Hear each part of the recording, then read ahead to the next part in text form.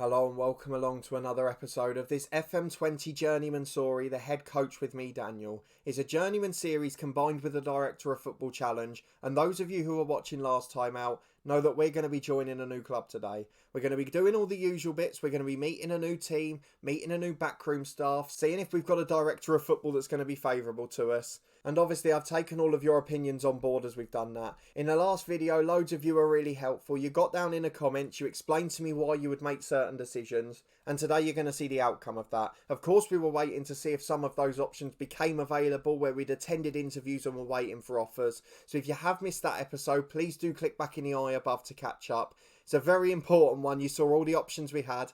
Still go and let me know what you think we should have done, and then you can come back and find out if we were right. But before we did that, to give you a chance to go back over, a massive thank you to everyone who continues to follow the series. We're obviously getting to a massive part of it, where we're starting to talk about big moves, options to move to big jobs. If you're looking forward to that and seeing who we end up at today, please do put a thumbs up on the video. As I mentioned, of course, we'll be meeting our new team, seeing what we've got to work with, and seeing how much we're going to get for it too. So there's plenty of interest in this one. To make sure you don't miss any of the upcoming episodes from this story and our Dorking Wanderers one, as well as our two new series on Sunday, please do subscribe and turn that notification bell on. Thank you to everyone who supported the new FM Network career last Sunday. That will continue at midday every weekend. And then of course we also had our Stadium Review series, which is now 2 episodes in, and thanks to everyone who's got involved with that one too. But today we're here to focus on Salford. Our last game we managed against Swansea. We're only back a day later. Unfortunately, we lost that, so there was no fairy tale ending for us. We do, however, leave them in 4th place in the Championship. Quite remarkable. We don't quite know how. Things were just starting to slide, though. We were starting to get injuries. We were starting to struggle a little bit on the pitch, and it was going to start to go downhill. The finances were suffering too. So it's probably the right time to get out. We've got to think about what we're going to do with Ireland. That will depend on which job offer we accept, whether we'll get the option to do that or not. But obviously we talked a lot, and most of you were in favour of moving abroad. Now that would have been lovely and was probably my preference. Albacete we had a problem with. They were in 19th place in La Liga, in the relegation zone. The board insisted they finish top half this year. They're not even expected that by the media, so it wasn't a realistic one. And unfortunately they haven't offered us the job either. However, their job was taken by the Villarreal manager, and that job became available. So I thought, bingo, this is our moment. I applied for it. Immediately rejected. So it seems like 3-star clubs really want us, and 3.5 ones are just that bit too far. So I think what we need to do is move to one of these more reputable clubs in the Championship, try and restore them up the league, because whether we go to Forest or Burnley or even Cardiff where the job's available, we are going to gradually move upwards. So if we can do that, we'll of course get some good positive reputation gains, and we'll of course catch the eye of bigger clubs. So I am going to move, and it is going to be to one of those. So you seem to all rule out Nottingham Forest, and I'm not quite sure why. Is it just because Burnley are Premier League in real life? Nottingham Forest, a romantic, bigger club of course, won the European Cup, obviously had the great Brian Clough. They've got brilliant facilities, a wonderful stadium which I visited a few months back to follow Luton. But Burnley, of course, is a former Premier League club. They've still got a very good team, and their expectations are lower because of their start to the season. So most of you said if it came down to England, we had to go for Burnley. And you'll be pleased to know that's what we've gone for. So we have accepted a job offer from Burnley. Villarreal and Albacete, our 2 first choices, were off the table. No bigger jobs coming in Germany or Italy. So we are moving over to Burnley. Same league, slight step down, nearly double the money though. What that does mean is if we want to, we can resign from the Ireland job. We'll wait and see how that goes. I'll probably play through November and then go after the Nations League campaign. If I can avoid relegation with Ireland, I think I've done a decent job there, and that might just keep my reputation intact for that job. So Burnley offered me a job on 16.25 grand a week, exactly the same as Nottingham Forest. Nottingham Forest weren't willing to budge on the finances at all. Burnley have gone up by £500,000, so we're getting 16.75. We're also getting 25% promotion clause, 25% drop for relegation. Nottingham Forest would only go to 20-30. So that means we're getting a slightly better financial deal. Burnley probably got a slightly better team on the pitch, and the board have given slightly more realistic expectations. It's still the current chairman in real life who's there, so we know we're not going to be getting sacked willy-nilly. Nottingham Forest have had loads of managers. Albacete have had loads of managers. Burnley have had a few by the looks of it, but they've given most of them a year and a half before letting them go. So John Terry, Mark Bowen, who have we got before that? Never heard of that bloke. Tony Pulis was there. Sean Dyche obviously left in 2021.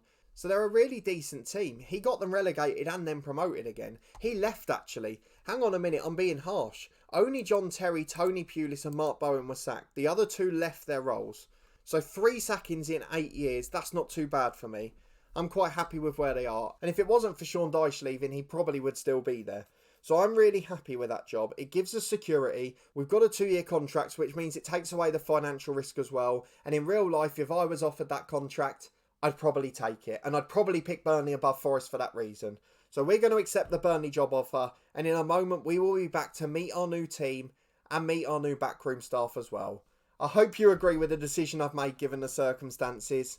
But either way, we've got to make a success of it now. Here we are then. We are the new manager of Burnley Football Club. We've left Salford, who are getting £1.5 million in compensation. So we've basically got their financial issues resolved. We rejected the offer from Nottingham Forest as mentioned there. And we're down in a relegation dogfight. But we will stay up. Mark my words on that one. If we just go through this, see what's going on. The media initially predicted us to finish 7th. We've got superb training and youth facilities and a 22,500 seater stadium.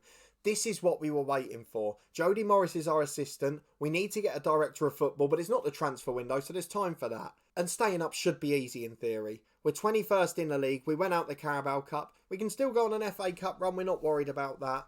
But everything off the pitch is Premier League level infrastructure. And that's what we haven't had at any club so far. Even Charlton were in the process of building it, but hadn't got there yet. So let's go to the next one.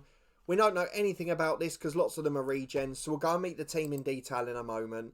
And it sort of suits what we were doing at Salford as well. Played offensively solid football. At Salford and Charlton before that, we were very solid at the back and arguably didn't score enough goals. So we can play that 4-5-1 here and we know it will be appreciated. We can play direct. We've been playing relatively direct with Salford anyway. Signing players from the lower leagues of England, signing players under 23 and not signing players over 30. We have no say in any of those. Hopefully they will go and get some League 1 or 2 players. I'd really love to be a side that does that. I guess Peterborough do it quite well in real life. Luton, my team, do as well. Signing players from the National League, League 2, bringing them up to Championship level, League 1 level, giving them a chance to shine and then selling them on. I'd really love to be part of a side that does that and hopefully we can here. They also want to use their youth system because of their good facilities. So let's go and see if we've got a team we can work with. They want to get promoted next season. This year it's just about avoiding relegation. That's probably what got me the job because it was about battling to avoid it and I said no, I'll stay up, don't you worry. So we have to stay up or we will get sacked and I'm pretty confident we can do so. There's the official press report then. We've got a couple of bits of news here as well. Players that are out of contract this year. To be honest, it looks like they're all over 30, so we understand the reasons for that. However, there is a 19-year-old keeper who doesn't want to sign a deal. He's got 5-star potential. He could be brilliant. We're going to have to try and get him some game time because we need him to stay. Not got a good personality, but we can work on that. But that's a youth player that we could bring through. I presume he was there since he started his career. He was. We've got to make that work. But we'll come back to that in a moment. Playing time expectations, I'm not going to argue with them. We'll try and work out the people we need to. Of course, I can't have a say in transfers or contracts once we get that director of football. So what I'm going to try and do is just upset people, drop them to the 23s, make sure they want to leave the club. There's £2.5 million to spend in January. There's 200 grand left on the wage bill. That's remarkable. In fact, could I say we could avoid a relegation battle? I mean, it doesn't make any difference to the transfer budget. Do I want to play it safe? I'm going to play it safe this season, but I'm pretty confident we can avoid the battle. We've got loads of information about backroom team, about direct free kicks, about set pieces and all of that, but we'll do that when we sort out our tactic. Today is all about 2 things. Meeting the staff and meeting the players. It's the bits we always love in this series. I love the first episode at a new club. I can see a few staff have left with the last manager, so that's going to be the first job of the director of football. He's got 2 months to focus on that once he comes in, and that's of course before the transfer window opens. But let's see who's left. Assistant manager, Jody Morris. Very solid, very good working with young players, very good mentally, of course working at the top level in real life, and he's been at loads of Premier League and Championship clubs. That's exactly what we needed. Des Walker's the under-18 manager. There's a name from the past. I'm just looking for names I recognise, to be honest. Matthew Kilgallen's a senior coach. He's a very good one at that. That's really going to help because a lot of them are good working with young players. In terms of the senior squad, our head physio, he's excellent. That's what we need. Who's our chief scout? Peter Wilding. Decent, solid enough, no problems with that. But we haven't got a director of football. We have got a head of youth development. Jonathan Pepper, He's excellent. He's absolutely excellent. So if we're trying to find the best young players in the region ahead of the likes of Blackburn and Bolton, this is our man to do it. Jonathan Pepper, an absolute superstar. So hopefully the new director of football will work with him and he'll get a new deal for the future. Formerly at Nottingham Forest, ironically. But staffing wise, apart from not having that director of football, everything looks really good. I hope you'll agree with that. Let me know down in the comments if I've missed anything. But we're going to go and meet the squad. So I'll start as I usually do with the 23s and the 18s, just to see if there's any superstars. Wow. There are so many young players with big potential. Leon Lowry, 2-star ability, 4.5 potential. Andy May, exactly the same. Jack Vaughan, a central midfielder, with the same. This could be a special moment for us. Lewis Richardson, he's a bit older, but he's still got big potential. There's so many good young players here. There's a young one out on loan. He's not quite as good. But that is really special. I wasn't expecting that. Let's have a look at the 18s as well. Nothing quite as good there. Harry Fielding probably the best at 16, but not the biggest potential in the world. But we've got some youngsters that could make it here. So let's go and look at the first team squad. This is of course the main part of the episode. It looks like the wages are pretty well controlled. The top earner's on about 40 grand, as you'd probably expect for a former Premier League club. Loads of players worth loads of money, and quite a few big names that are wanted. But let's go and look at our stars in each position, according to our assistant manager reports. So in terms of best position, our best goalkeeper is 22-year-old Ryan Summerskill. He's 3-star ability, 3.5 potential. There's 2 others there, we probably don't need both of those. Bailey Peacock Farrell, a name I recognise though. So an under-20 international for England. He came through at Burnley, so he's a youth player who's made it to the first team. Exactly what we want. Professional personality, still got further potential, and a proper solid keeper. Starts counter-attacks with long throws, which he's decent at. That is exactly the start we wanted. How are they 21st in the league with this? We're going to go through the rest of the team, but there's lots of people with better potential than them. At left back, the best option is Elias Kobel, I think that is. He's a Belgian international at 28. And again, he's really solid. He's out for another month, so let's look at the backup one. Pavel Jarosinski, that is, 32 years of age. He's okay, he'll do a job for the next month. Centre halves, Rob Simpson at 20, another Burnley youth product. An England under-20 international. He's incredible. Why are they struggling so much? We've got youth players coming through at Burnley who are littering the first team squad here, and are definitely good enough to get out of trouble. He's determined, he's got a great personality again. Can't head the ball well, but his jumping reach is good, so no real weaknesses on that front. Another one that's going to be a star. The other centre half is Giovanni Mejas, a Venezuelan international. 3-star ability, a little bit aggressive, maybe prone to a red card, but otherwise quick, very solid. He's training in a silly position which we'll go and sort out, but otherwise he's got so much experience already. Played for Leganes in Spain, played for a team over in China as well, and a team in Venezuela. I mean, he's done basically everything at 22.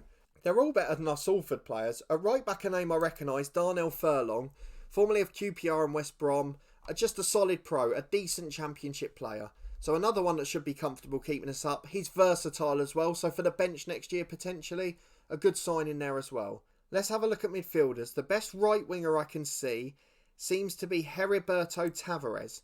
3.5-star ability, natural on the right or left, Portuguese under-21 international in years gone by. Prefers to be an inverted winger off the right and a winger off the left. Just a solid player. Nothing special, but really solid, so I'm happy with that one as well.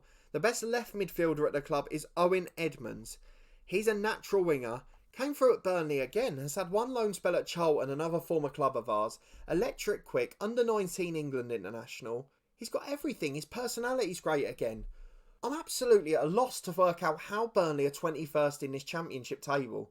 We're going to have a field day here. We'll keep them up comfortably and we'll be challenging for the playoffs next season, make no bones about that. What a player he is as well. Meeting the developed players through the youth system, we're going to be playing 4 or 5 of them at this rate. They're absolutely brilliant, and there's some more that are backup players that we haven't even mentioned yet. So we're looking really good here. I'm just going to look at the young backups really. So Jamie Higgins, a 23-year-old. He didn't come through at Burnley, but again a really good right winger. Actually arguably better than the one with a better star rating. And then the other young players who we're not going to look at so much for now. At 18-year-old Sebastian Millet. He came through at Cam but has moved to Burnley. Good young player, plenty of potential there. And the other one is central midfield, which we're moving on to next. So Ross Marsh, 2.5 ability, 4.5 potential. Another Burnley youth product. Another player that's got plenty of potential. Everything's great at this club. Central midfielders, let's look at the 4 stars, and there are 4 stars in this position. Manu Garcia is the first one up. 28-year-old Spaniard, played for Burnley for 5 years, spells in France and Spanish top tier beforehand. He's brilliant, likes to lob the keeper, likes to try killer through balls, brilliant passer, great technique. Loads of flair, he's got everything you want. He can play as a number 10, so he could play that 4-2-3-1 instead. The only thing we're going to struggle with here is playing defensively like they want, because we've got a great attacking team. But Manu Garcia is brilliant. The other one who's 4-star is Jamie Shackleton, a 27-year-old Englishman, playing the highest paid player at the club. Again, a good passer of the ball, likes to play in central midfield, played for Leeds and now Burnley for years, and really cracking across the board as well. The last 2 are Conor Gallagher, a good young player in real life. He's at Burnley now, played 86 times, box-to-box midfielder. That's a crucial role, so we're happy to have him there too. And then finally, Alan Campbell, 28 years of age again, more experienced, solid defensive-minded player. More of a backup this season, a ball winner. We don't want to risk the red cards too often, but probably going to be our first choice backup in that position. Might even get sold on in January, you never know. The director of football could sell him if he's unhappy. But we wait to see who the director of football is, and in terms of the players, I could not be more delighted.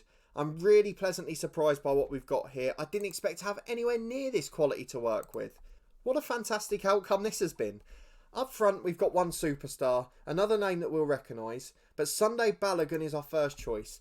23 years old, Nigerian international, 3.5 ability, 4 potential. False 9 or advanced forward, great finisher, good composure, brilliant pace. It's perfect. He can even take a free kick. What more could you want?